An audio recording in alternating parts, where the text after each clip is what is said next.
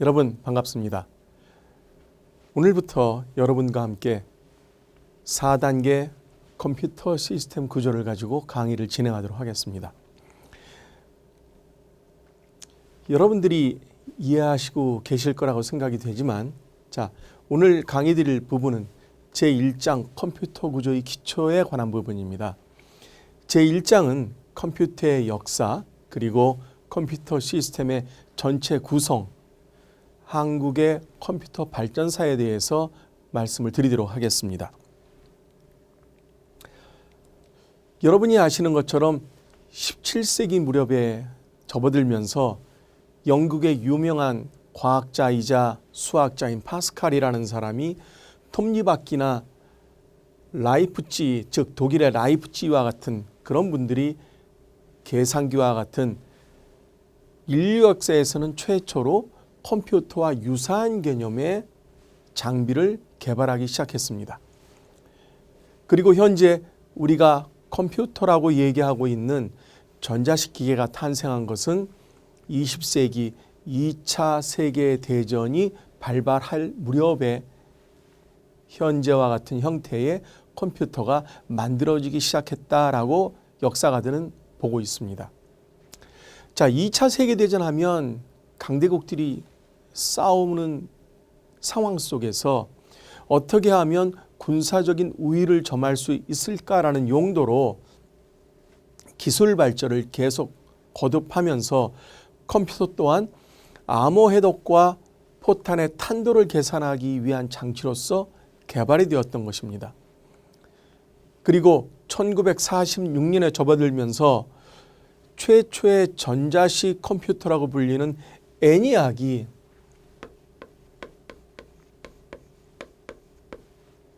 미 육군의 의뢰로 약 3년 동안 개발을 지속하다가 탄생이 되었다라고 하는 것이죠. 그래서 우리는 이 애니악을 뭐라고 부르냐 하면 최초의 전자식 컴퓨터다라고 부르고 있습니다. 그리고 여러분들이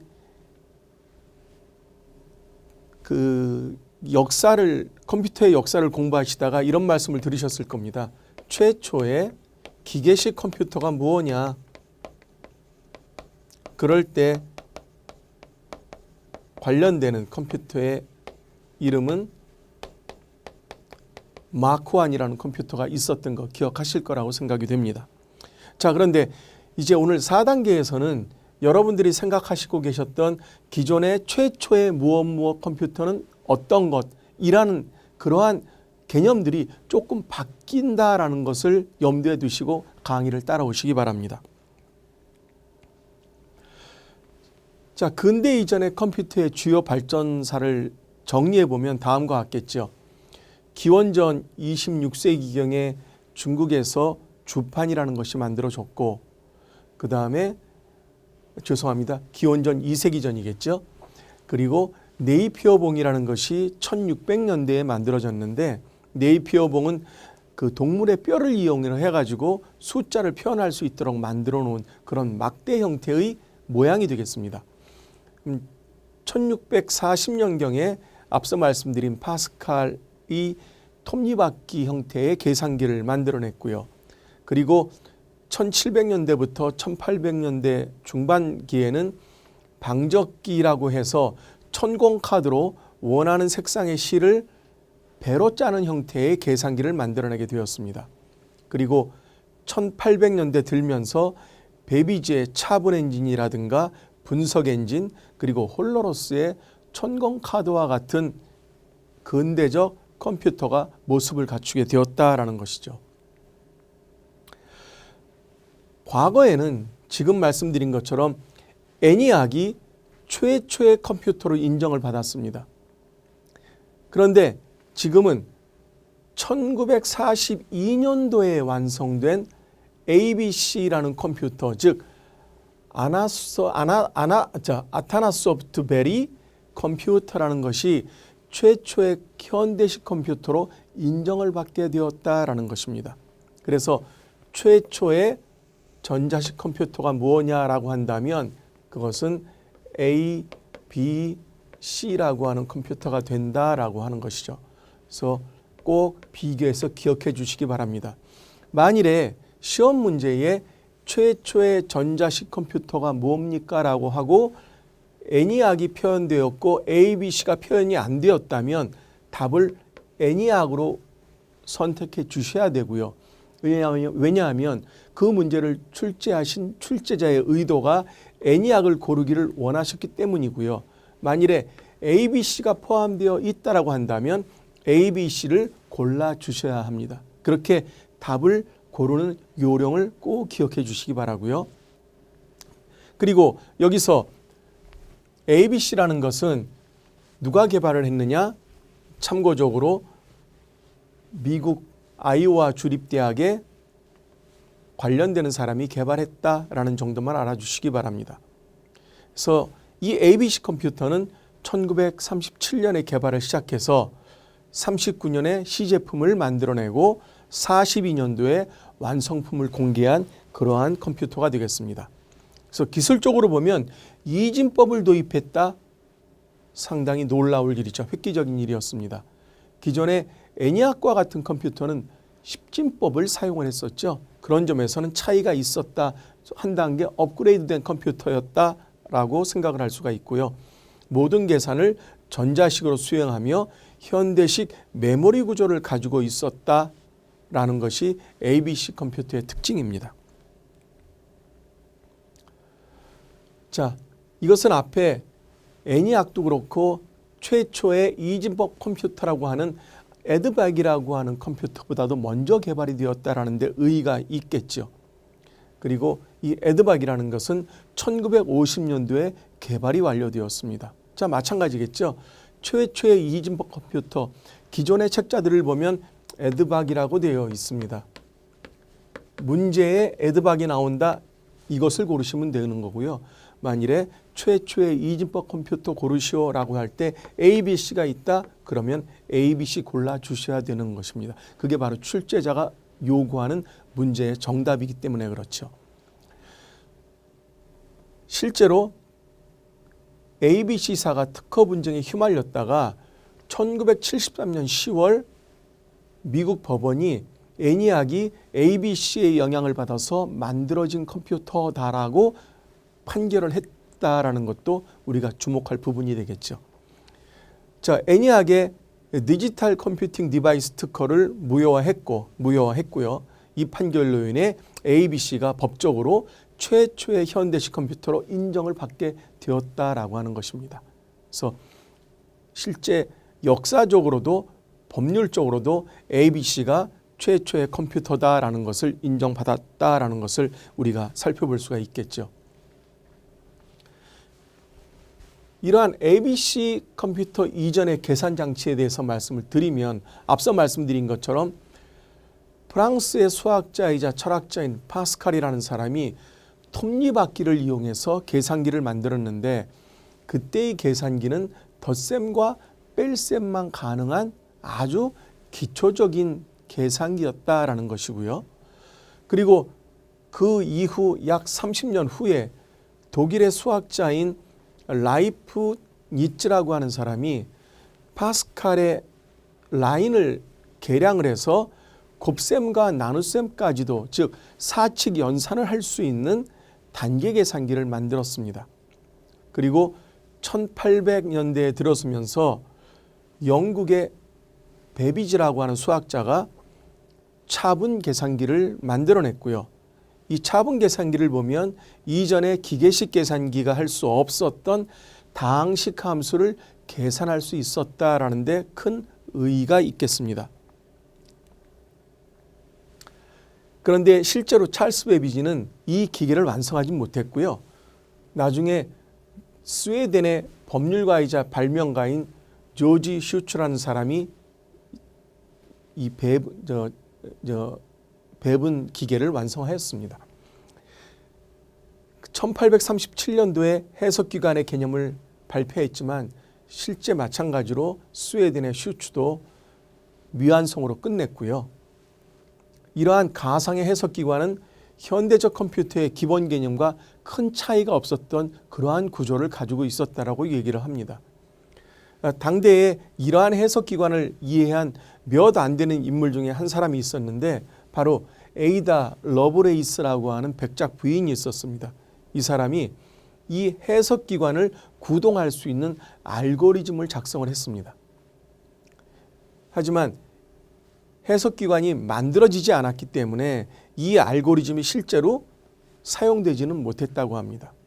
그런데 역사상 최초의 프로그래밍이었다라고 인정은 받고 있다라는 것으로 여러분들이 이 백작 부인에 대한 의미를 머릿속에 새겨주시기 바랍니다. 자, ABC 이후에는 그럼 어떻게 되었느냐? 독일이 전쟁 중에 사용했던 암호화 장치가 있습니다. 그것을 우리가 에니그마라고 부르는데요. 이 에니그마라는 암호화 장치 때문에 독일이 2차 대전 초반에 승승장구할 수 있었다라고 역사학자들은 해석을 하고 있습니다. 그러다가 영국의 튜링이라는 수학자가 에니그마를 해독을 하게 되죠. 그래서 독일과의 전쟁에서 우위를 점할 수 있었습니다. 그런데 참 재밌는 것은 독일은 전쟁이 끝날 때까지 에니그마라는 자기들 암호화 장치가 튜링에 의해서 해독이 되었다라는 것을 알지 못했다고 합니다. 그만큼 비밀에 붙여진 이야기였고요. 어쨌든 이 에니그마라는 암호 장치의 핵심은 로터에 있었다라고 얘기합니다. 이렇게 회전자들이 있고 그 회전자들이 임의로 돌아가다가 난수를 발생하면 그 발생된 난수가 반사체를 통해서 어떤 하나의 숫자를 기억하게 되는 그러한 돌아가는 로터 장치를 가지고 있었다는 것이 에니그마 암호 생성기의 핵심이었다라고 얘기를 합니다. 그래서 내부적으로는 여러 개의 리셋 기능을 가능하게 해서 암호포 관련 정보 누설 가능성에도 지금으로 말하면 보안 기능이겠죠. 대체했다라고 얘기를 하고요. 실제로 B가 앞서 보여드린 3개의 회전자를 거쳐서 D로 변환되는 것처럼 알파벳 글자 하나당 총 17,576개의 조합이 가능하다고 하죠. 왜냐하면 26개의 알파벳의 3승이기 때문에 이런 숫자가 나오게 되겠죠. 당대 기술로는 최고의 수준이었고 해독이 거의 불가능하다라고 독일군들은 생각을 하고 있었는데 이것을 튜링이 해독을 하게 된 것입니다. 여러분들 인공지능에 관심이 있는 분들은 튜링 인공지능에서 뭐가 나왔었는데 라고 하는 것을 아시죠? 자, 이런 튜링과 함께 몇몇 기술자들이 서로 협업해서 진공관으로 기계를 재설계해서 콜로소스라고 하는 바로 이 해독 기계를 완성한 것입니다. 에니그마가 콜로소스라고 하는 해독 기계에서 해독을 당했다라는 것이고요. 그러다가 1943년 12월에 콜로소스 마크 1이라는 것이 만들어집니다. 그래서 우리는 이것을 콜로소스라는 이름을 빼고 마크 1을 최초의 기계식 컴퓨터라고 얘기하고 있는 것이죠. 실제로 풀네임은 어떻게 된다? 콜로소스 마크 1이 된다라는 것입니다.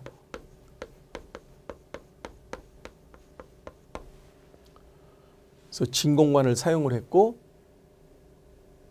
성능이 굉장히 우수했다. 특히 콜로소스는 스위치와 플러그를 이용해서 프로그래밍을 구현할 수 있었는데 이를 통해 콜로소스는 세계에서 처음으로 연산 프로그래밍이 가능한 디지털 컴퓨터로 인정을 받게 되었던 것입니다. 언제? 1974년 미국 법원이 ABC를 최초의 컴퓨터로 인정하기 전까지는 자, 콜로소스는 군사 비밀로 1975년 영국 정부가 공개하기 전까지 철저히 감춰져 있었기 때문에 미국의 애니악이 최초의 컴퓨터라고 인식을 하게 되었다라고 하는 것이죠.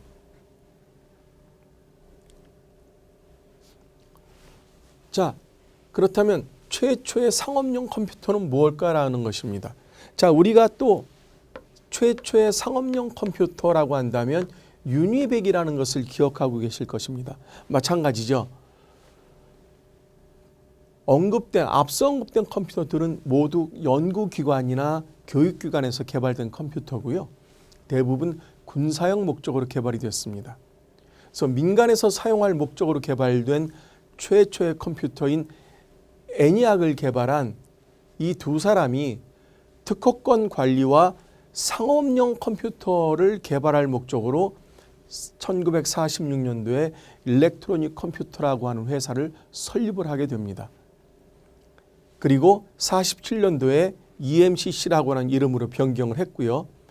이 EMCC라고 하는 회사로 변경한 후에 만들어진 최초의 상업용 컴퓨터가 무엇이냐?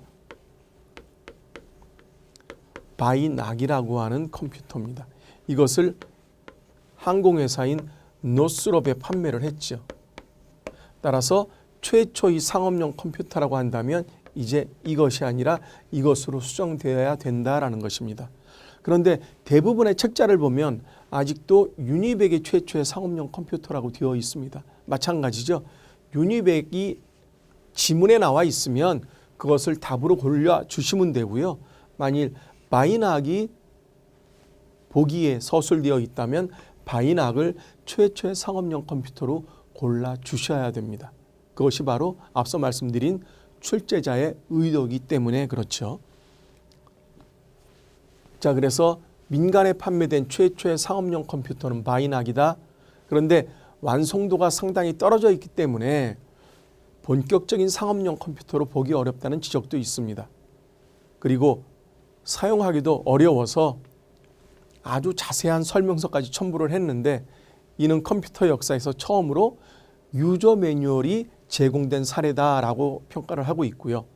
자, 바이낙을 최초의 컴퓨터가 아니라고 한다면 이제 처음으로 상업적 실적을 거둔 컴퓨터는 콘라트 주체의 G4라고 하는 컴퓨터가 있습니다. 자, 바이낙 G4 유니백으로 상업용 컴퓨터가 계보를 가지고 있다. 이렇게 보시면 되겠죠. 자, 근데 이것은 왜 완성도가 떨어졌다. 완성도가 저하됐기 때문에 최초의 컴퓨터가 아니라고 하는 지적도 있기는 하다. 그 콘라드 추체는 바이낙보다는 완성도가 좋았다라고 하는 것이고요. 그래서 이러한 콘라드 주체가 개발한 G라는 시리즈의 컴퓨터는 부동소수점 연산까지도 가능하게 했다고 합니다. 그리고 2차 대전에 발발한 후에는 G3와 G2를 개발했고요. 그리고 G4라는 이제 상업용 컴퓨터가 만들어지기 시작한 것이죠. 그러다가 유니백이라는 컴퓨터가 미국에서는 1950년도 초에 미국 통계청에 팔리게 됩니다. 그래서 유니백을 최초로 상업용 컴퓨터라고 말씀하시는 분도 계시는데 실제로 상업용 컴퓨터의 계보는 어떻게 된다? 바이낙, G4, 유니백이 된다라는 것을 기억해 주시기 바라고요. 자, 최초의 특허 등록 컴퓨터 애니악이 있다. 애니악은 1943년도에 만들어졌다라고 말씀드렸고요. 그리고 수소폭탄의 탄도 계산을 위한 계산기로 만들어졌었습니다. 그러니까 구조적으로 보면 당시로서도 굉장히 낡은 방식을 사용했습니다. 내부 프로그래밍을 사용하지 않아서 외부 프로그램 방식이었어요. 즉 외부에서 일일이 배선을 해줘야만 프로그래밍을 할 수 있는 방법이었거든요. 어느 한 곳에 고장이 나면 동작을 멈추는 그러한 문제도 있었고요. 또 이진법이 아닌 십진법을 기반으로 제작했기 때문에 근대적인 컴퓨터로 보긴 어려웠다라는 것이 애니악이 갖고 있는 어떤 특성이 되겠습니다. 46년에 정식으로 공개가 됐고요. 그 다음 애니악의 상업적 활용을 위해서 마찬가지 앞서 말씀드린 일렉트로닉 컴퓨터라는 것을 설립을 했고 그리고 EMCC로 변경을 하면서 55년까지 이러한 다양한 곳에서 응용 프로그램을 계산하는 데 사용이 됐었다라는 것이죠. 자, 앞서 말씀드린 에드박이라고 하는 것은 마찬가지 컴퓨터 내부에서 처리할 수 있는 그런 새로운 형태의 컴퓨터를 우리가 에드박이라고 얘기를 합니다. 애니악과 달리 이진법 기반으로 동작을 했다. 그래서 현대 컴퓨터의 기반이 되는 프로그램 내장형 방식을 구현했다라고 말씀드렸지만 앞서 말씀드린 ABC 컴퓨터가 최초의 이진법으로 인정을 받으면서 계보가 어떻게 된다? 에드박에서 ABC가 아니라 ABC에서 에드박이라는 계보를 갖게 된다는 것 기억해 주시기 바랍니다. 자, 애니악과 에드박 모두 미국 육군의 의뢰로 개발된 컴퓨터였고요. 그리고 미 육군의 탄도학 연구소 소속으로 애니악 프로젝트의 담당자였던 골드스타인이라는 사람이 당대의 천재로 불렸던 존 폰 노이만을 자문역으로 초대하게 됩니다. 우리 폰 노이만이라는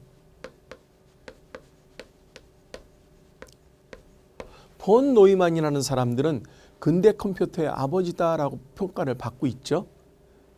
그리고 이분이 에드박 설계를 살펴보고 관련 내용을 정리해서 이 사람에게 제출을 했고 이것을 관련자에게 배포하게 됩니다.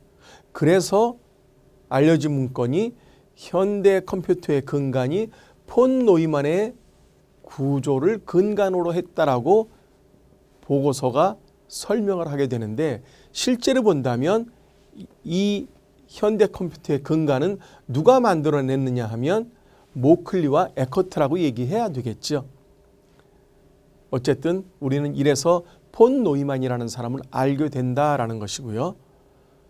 일부에서는 이러한 폰 노이만 구조라는 명칭이 모클리와 에커트의 구조다라고 바뀌어야 된다라는 주장도 있습니다.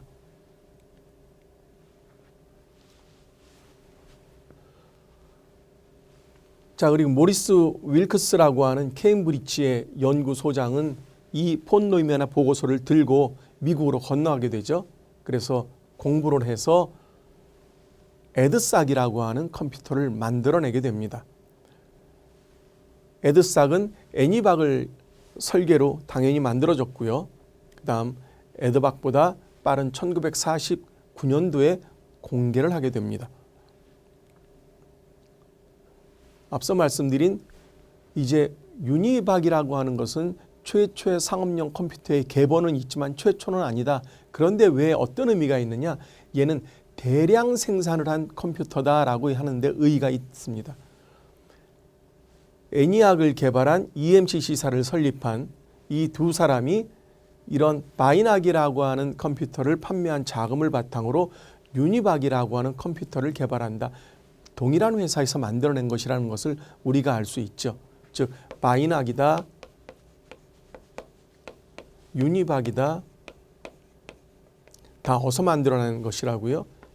EMCC라는 회사에서 만들어낸 것이다. 누가? 다 동일하게 모클리와 그리고 에커트가 주축이 돼서 만든 컴퓨터다라고 알 수가 있습니다.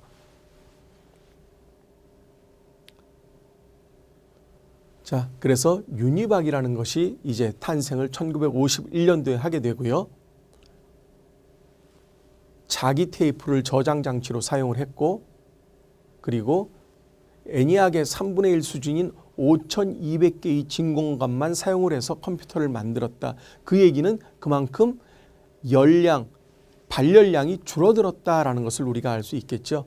연산 능력은 1초에 10만 회의 덧셈이 가능할 정도의 능력을 가지고 있었고 애니악보다 20배 빨라진 처리 속도였다라는 것이 유니박이 갖고 있는 특징이 되겠습니다. 그래서 지금으로 말하면 통계국에 최초로 판매가 됐다라는 얘기들을 쭉 쓰고 있고요. 54년도에는 제너럴 일렉트릭 등 다양한 민간 회사에도 판매가 되었습니다. 이렇게 하면서 유니백의 처음 공개 가격이 15만 불, 약 16만 불이었는데 그것이 최종적으로는 약 10배가량 상승이 됐다고 합니다. 어마어마한 가격이죠. 그때 주가 하나의 가치로 보면 어마어마한 가격이었습니다. 그래서 이로 인해 대부분의 대학들이 컴퓨터를 구매하려고 해도 구매를 할 수 없었는데 이때 이제 기부 문화가 발달한 미국에서는 하버드나 이런 펜실베니아와 같은 유명한 대학에 기부를 하기 시작을 합니다. 자, 그래서 기존에 우리가 알고 있었던 최초의 컴퓨터의 이름은 다음과 같았습니다. 세계 최초의 기계식 컴퓨터는 마크 1이었다. 그런데 세계 최초의 컴퓨터라고 한다면 우리는 이제 ABC로 바뀌어져야 된다라고 한편으로 저장을 해 놓으셔야 되고요. 세계 최초의 10진수 컴퓨터 애니악이었다. 또 세계 최초의 2진수 컴퓨터 에드박이었지만 실제로 2진수 컴퓨터 ABC였다라고 알 수 있겠죠. 세계 최초의 프로그램 내장 컴퓨터 에드색이 있었다. 세계 최초의 상업용 컴퓨터 유니박이 있었다. 우리는 바이낙이 있었다라는 것을 알고 있습니다. 그래서 어떠한 문제가 나오든 간에 여러분들이 출제자의 의도를 잘 파악하시고 해당되는 답을 골라주시기 바랍니다. 자, 이제 컴퓨터의 세대별 구분에 대해서 말씀을 드리도록 하겠습니다. 컴퓨터의 세대 구분으로 따지면 우리는 현재 5세대 컴퓨터 시대에 살아가고 있다라고 말씀을 드릴 수 있겠죠. 자, 그렇다면 1세대 컴퓨터는 우리가 연도로 따지면 46년부터 57년까지, 즉 2차 세계대전이 끝난 다음 해부터 57년까지를 우리가 1세대라고 얘기를 합니다. 이때 주로 진공관이라는 소자가 사용이 됐고요. 연산 속도는 밀리세크, 즉 10의 마이너스 3승까지 처리를 할 수 있었다라는 것이죠. 그리고 언어는 기계어와 어셈블리 언어를 사용했고요. 기억장치는 수은 지연 회로와 자기 드럼을 사용했다. 그리고 하드웨어의 개발에 집중되었던 시기였고요. 부피와 전력 소모는 컸지만 계산 능력 및 신뢰도는 여전히 인간이 생각하는 수준에 도달하지 못했다. 주로 통계용이나 미사일 탄도 계산 등 과학 계산용으로 많이 사용되었던 시대라고 우리가 1세대를 평가하고 있습니다. 제2세대는 58년부터 64년까지를 2세대라고 얘기를 하고 있죠.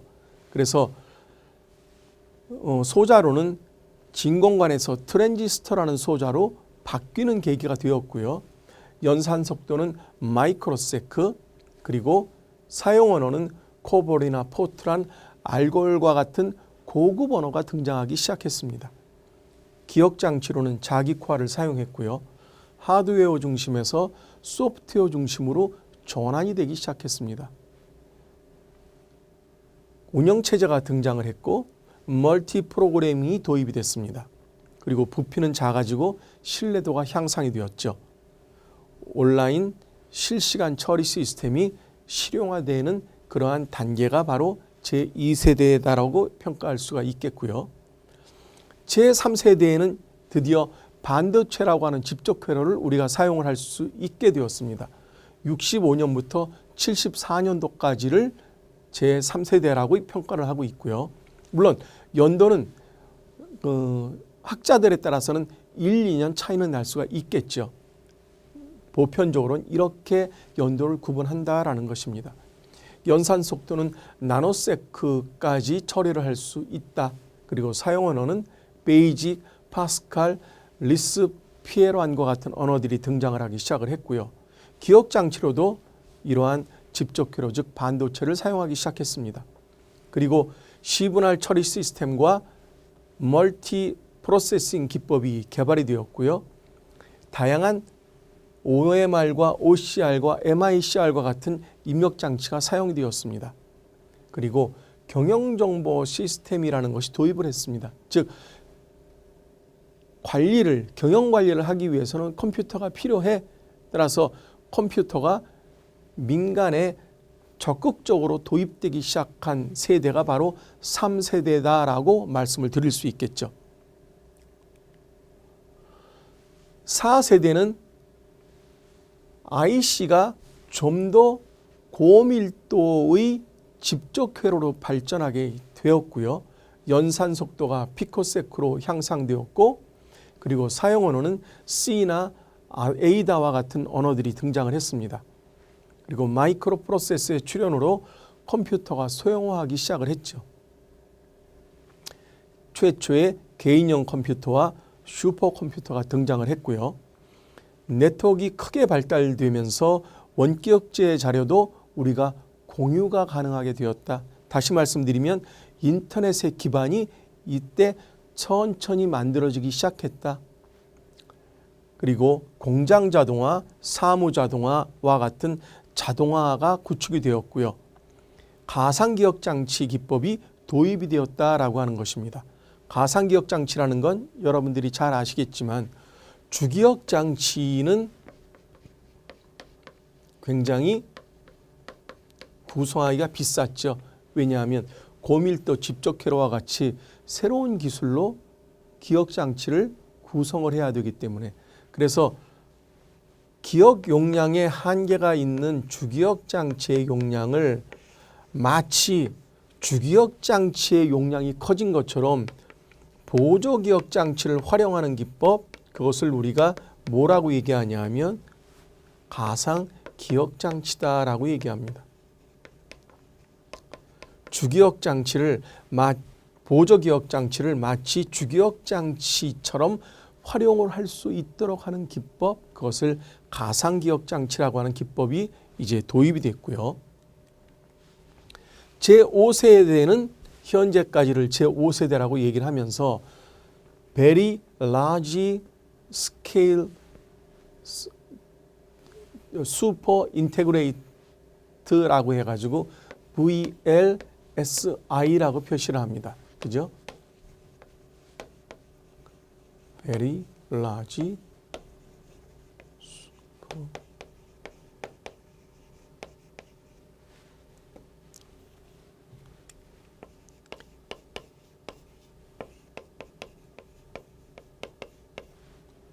실제로는 C가 들어가야 되겠죠. 근데 보통 VLSI라고 얘기를 합니다. 연산 속도는 femtoseconds까지 빨라졌다. 그리고 비주얼 C나 비주얼 베이직 자바, 델파이, C++, C# 등등 다양한 언어가 등장을 하기 시작합니다. 그리고 인공지능이나 전문가 시스템, 패턴 인식 시스템, 의사결정 시스템, 퍼지 이론 등을 컴퓨터에 이용하기 시작을 했고요. 그리고 더 복잡한 계산을 수행하고 고도의 시스템 분야에 적극적으로 활용이 되고 있습니다. 자, 이것을 여러분들 책에는 자세하게 나왔는데요. 여기는 좀 표현이 어렵네요. 그래서 1세대, 2세대, 3세대, 4세대, 5세대로 이렇게 구분을 할 수 있다는 걸 책에 있는 요약표를 한번 살펴봐 주시기 바랍니다. 자, 연산 처리 속도는 다음과 같이 구분할 수 있죠. 자, 밀리세크 10의 마이너스 3승, 그렇죠? 1000분의 1초까지 계산을 할 수 있었다. 마이크로세크는 10의 마이너스 6승, 나노세크 10의 마이너스 9승, 즉 10억분의 1초. 피코세크는 10의 마이너스 12승, 펜토세크 마이너스 15승, 아토세크 10의 마이너스 18승까지 처리할 수 있는 능력이다라고 하시면 됩니다. 그래서 여러분들이 기억하기 좋으시게 밀리세크가 10의 마이너스 3승, 그 다음부터는 3의 배수로 증가된다라고 기억하시면 되겠죠. 3, 6, 9, 12, 15, 18 이렇게 기억해 주시기 바랍니다.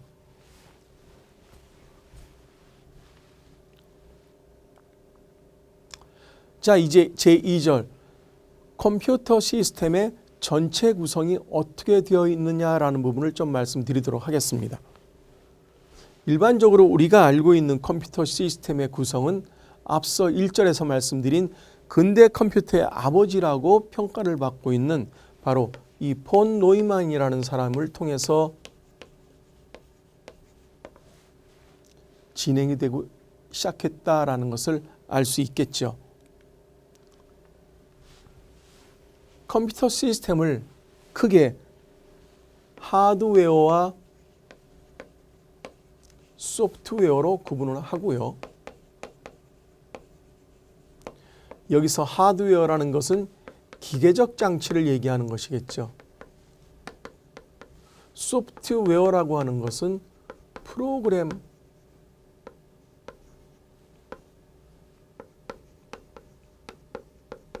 관련을 우리가 소프트웨어라고 구분을 할 수 있겠습니다. 그래서 하드웨어에는 입력 장치가 있고 출력 장치, 중앙 처리 장치, 기억 장치가 있습니다.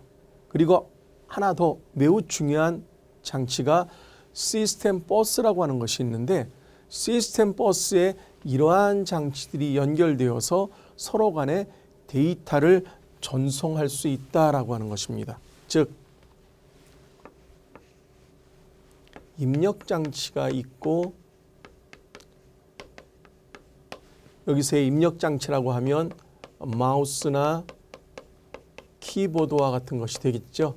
기본적으로는. 그리고 출력 장치가 있고요.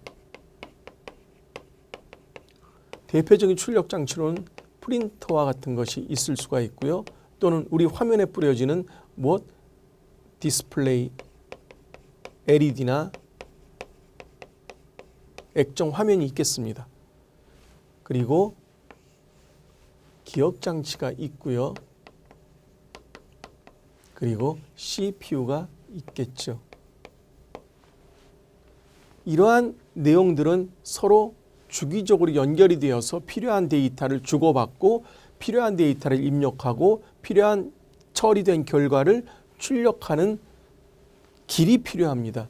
그러한 길을 우리가 무엇이라고 하냐 하면 이렇게 시스템 버스라고 얘기합니다. 그래서 시스템 버스에 연결되어서 서로 간에 필요한 데이터를 주고받는 역할을 해주는 것, 그것을 우리가 시스템 버스라고 합니다. 자, 소프트웨어라고 하는 것은 말씀드린 것처럼 프로그래밍 관련된 것들이다라고 말씀드렸고요. 프로그램으로 컴퓨터를 효율적으로 제어하는 시스템 프로그램이라는 것이 있고요. 시스템 소프트웨어, 시스템 프로그램이 있고요. 또 응용 프로그램이 있습니다.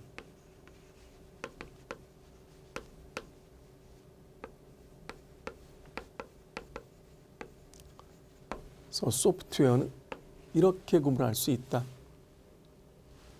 시스템 소프트웨어가 있고 어플리케이션 소프트웨어가 있다. 자, 그리고 또 하나 우리가 하드웨어와 소프트웨어로 구분하는 것 외에도 펌웨어로 컴퓨터를 구분하기도 합니다. 즉 하드웨어가 있고 소프트웨어가 있고 이 중간에 펌웨어라는 것이 있다라고 말을 합니다. 왜 펌웨어가 중간에 들어가느냐? 얘는 하드웨어적인 성격과 소프트웨어적인 성격을 갖고 있는 것이기 때문에 펌웨어라고 얘기합니다. 그래서 다른 말로는 임베디드 소프트웨어다라고 얘기를 하죠. 소프트웨어가 있긴 한데 그것이 하드웨어 상에 올라가 있어라고 해서 임베디드 소프트웨어라고 얘기를 합니다. 즉 컴퓨팅과 공학 분야에서 특정 하드웨어 장치에 포함된 소프트웨어, 그것을 펌웨어라고 얘기를 하고요. 이 소프트웨어를 읽어 실행하거나 수정되는 것도 가능한 특성을 가지고 있습니다. 그래서 펌웨어는 롬이나 P롬에 저장이 되고 하드웨어보다 교환하기는 쉽지만 소프트웨어보다는 어렵다라고 하는 그러한 특징을 가지고 있습니다. 자, 입력 장치라고 한다면 사용자가 원하는 문자, 기호, 그림 등의 데이터 또는 명령을 컴퓨터 내부의 메모리에 전달하는 장치다라고 우리가 정의할 수 있겠죠. 그래서 컴퓨터의 조작을 위해서 표시하고 그 표시된 화면에 보이는 커즈의 이동을 제어하는 데 사용되는 장치, 그것을 입력 장치라고 얘기합니다. 대표적인 입력 장치는 마우스, 조이스틱, 그다음 포인팅 스틱, 트랙볼, 터치패드, 라이트펜, 헤드포인터, 도형 처리 평판 등등. 우리가 드론을 조정하는 것도 입력 장치라고 얘기할 수 있고요. 제어 장치이면서 드론. 그 다음에 TV 화면에 게임기를 설치하고 그 게임기를 조정하는 조정간 역시 입력 장치, 제어 장치라고 볼 수 있겠죠. 자, 출력 장치라는 것은 사람이 읽을 수 있는 빛, 소리, 인쇄 등의 방식으로 컴퓨터의 결과물을 출력하는 장치를 우리가 출력 장치다라고 얘기합니다. 대표적인 곳으로는 모니터가 있고요. 영상 프로젝터, 프린터, 그리고 스피커, 플로터 등과 같은 다양한 형태의 출력 장치를 우리가 주변에서 쉽게 찾아볼 수가 있겠죠. 자, 이제 컴퓨터 하면 빼놓을 수 없는 것이 중앙 처리 장치가 되겠죠. 우리 인간의 몸에서 가장 중요한 것, 물론 중요하지 않은 인간의 신체 부위가 없지는 않지만요. 다 중요하지만 그 중에서 무엇보다 중요한 게 우리 이 머리에 관한 부분이 되겠죠.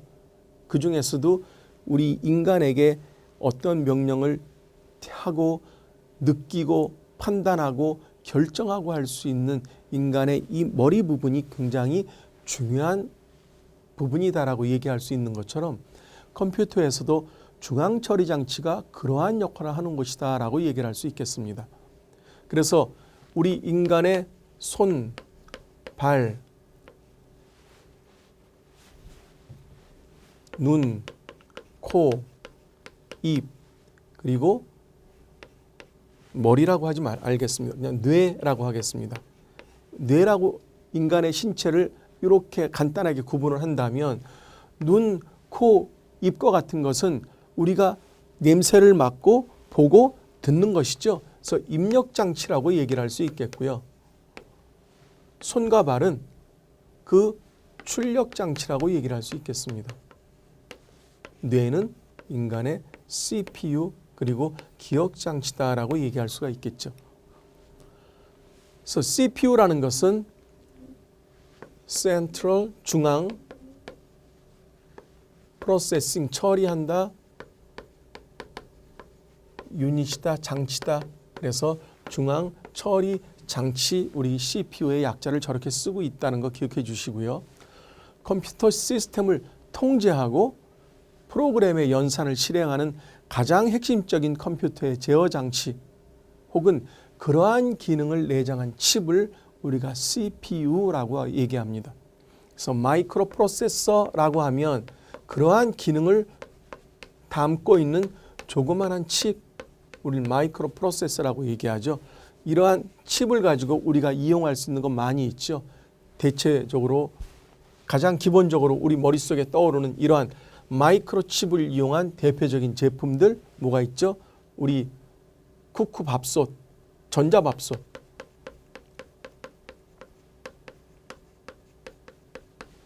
대표적이 되겠죠. 그 다음에 자동 청소기. 지가 혼자 다니면서 열심히 청소하잖아요. 그거 전부 다 이런 기능 가지고 있습니다. 그리고 요새는 뭐 각종 전자제품 등에 이런 마이크로 프로세서가 있어서 간단한 판단들은 자기가 할 수 있습니다.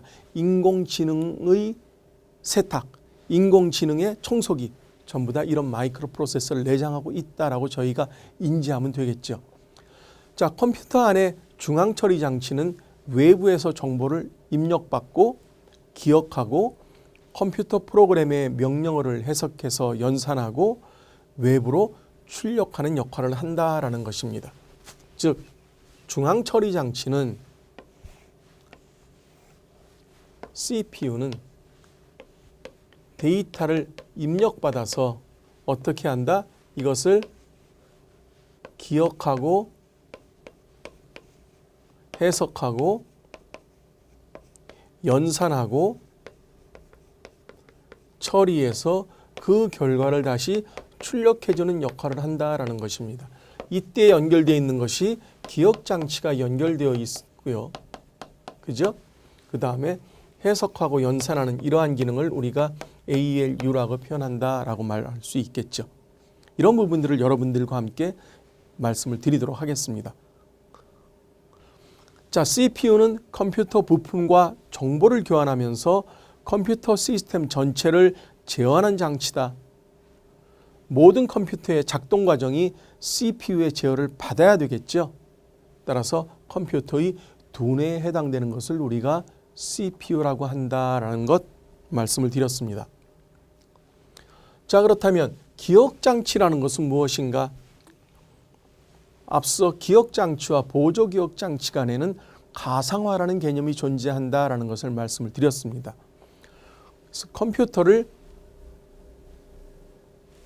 어떤 데이터를 활용할 수 있는 부분으로 별도의 공간을 구성해 놓은 것, 그것을 우리가 메모리 유닛, 즉 기억장치라고 얘기를 하고 있고요. 컴퓨터에서 자료를 일시적으로 또는 영구히 보존하는 장치를 기억장치라고 표현할 수 있습니다. 저장장치라고도 표현할 수 있고요. 이때는 대체로 비휘발성 기억장치를 의미합니다. 기억장치에는 여러분들이 2단계에서 배우신 것처럼 기억장치에는 휘발성 기억장치와 비휘발성 기억장치로 나눌 수 있습니다. 휘발성 기억장치는 기억된 내용을 전부 날려버리는 것, 비휘발성 기억장치는 기억된 내용이 남아있는 것. 즉 예전에 자기 드럼 같은 경우에는 한번 그 데이터를 읽으면 다음번에 그 데이터를 다시 쓸 수가 없죠. 왜? 다 날아가기 때문에. 그래서 그것을 우리가 휘발성이다라고 얘기를 합니다. 하지만 요새의 기억장치는 몇 번을 읽더라도 그 데이터가 날아가지 않고 그대로 보존이 되죠. 그래서 우리는 비휘발성이다라고 얘기를 합니다. 자, 기억장치는 말씀드린 것처럼 주기억장치와 보조기억장치로 나뉘어진다. 그래서 보조기억장치와 주기억장치 간에는 서로 가상화라는 개념으로 가상화라는 기법이 적용되어서 주기억장치의 기억 능력의 한계를 보조기억장치가 도와준다라는 것을 알 수 있겠고요. 그리고 메모리는 종종 기억장치라는 용어와 혼용되기도 하는데요. 대체로 우리가 메모리다라고 얘기하면